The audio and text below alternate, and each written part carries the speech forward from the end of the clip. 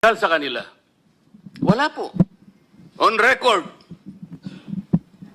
kayo pong mga participants sa media, nakaramihan po sa inyo ay bayaran.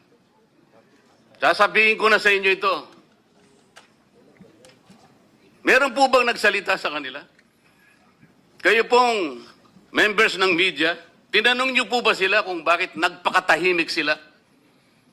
Halos 10 buwang singkad, hindi sila kumibo. Nung kami po ang nagkaisa para manguna uli sa Senado, sa pangunguna na Senate President Alan Cayetano,